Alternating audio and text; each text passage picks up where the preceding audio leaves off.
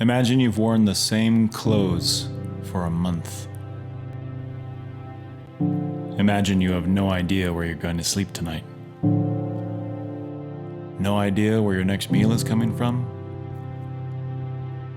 or who you can trust.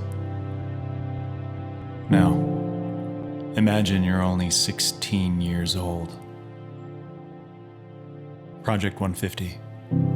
High school is tough enough. A few minutes ago, I was talking about the latest unemployment numbers in Nevada, but what often gets left out of that story is how unemployment affects kids.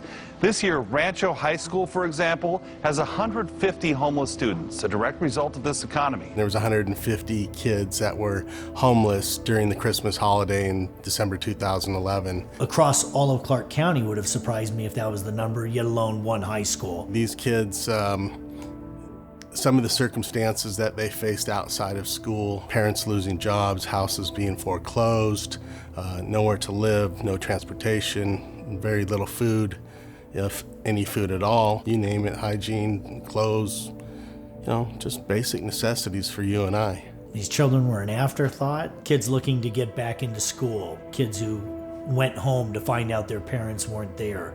Oftentimes, these students are faced with a choice. Do I leave school to go get a minimum wage job to provide these basic things I need, or do I stay into an educational system that so far hasn't provided for me? Being that we were long-term Las Vegans, that was just completely unacceptable to us. We went down there with 4 truckfuls of clothing and blankets and school supplies, and we were also able to take about $10,000 worth of gift cards so these kids were able to go eat during the holidays, which was very important because when school's out, they don't eat.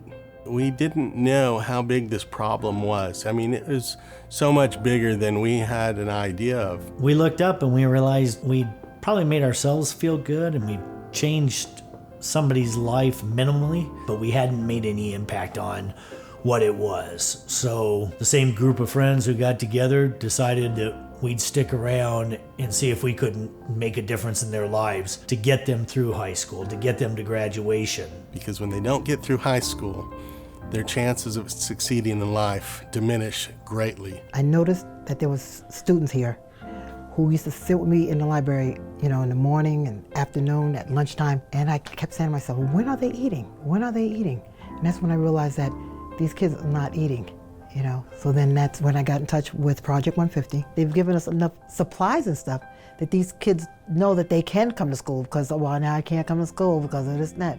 They can come to school. If we hadn't had this Project 150 closet, we wouldn't have had a gym uniform. We wouldn't have the shoes for them. We wouldn't have the sneakers for them. We wouldn't have anything if it wasn't for them. The students come in, they get food for free, they can take home meals that will serve a family of 4 for a weekend, they can have clothes for free, and it's donated by people around Las Vegas.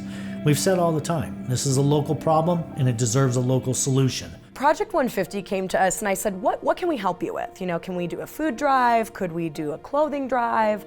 What's the need? And she said, one of the items that's really, really hard for us to get is backpacks. What we came to understand from Project 150 is this isn't just a tool to succeed in school. This is a lifeline for these kids. They're putting their clothes in it. They're putting their food that they get here in the resource rooms in the schools. It carries their books. It can carry the meals we provide. Everything that we give in food is easy to carry. We raised $27,000 in 3 weeks.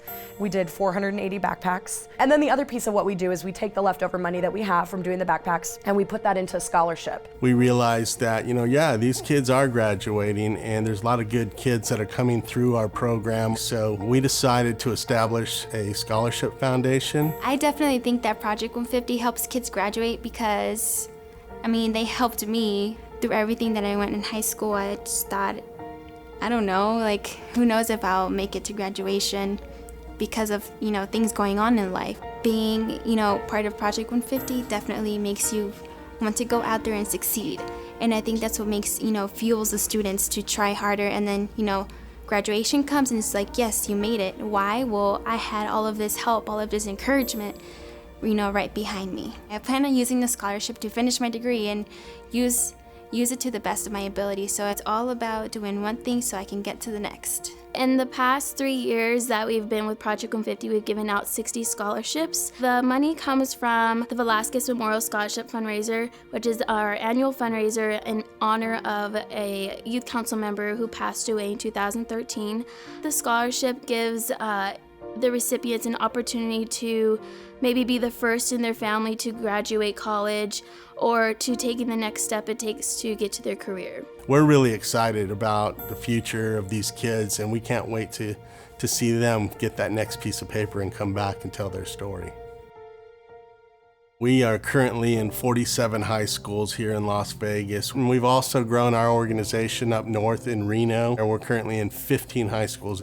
This year, we'll give out 20 scholarships to college. We have a job fair that allows these kids an opportunity to have a real career. We've got an 1,800-foot boutique that doesn't charge a dime. Altogether, I want to say we probably help about 5,000 students. So going from 150 to 5,000, that feels pretty good.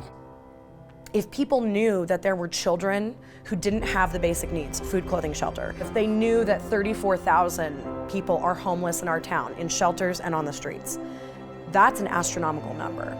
And if there weren't agencies like Project 150 with these services, with these means, it would be a crisis for us. I would ask the community to really think about these kids and lift them up in whatever way they can.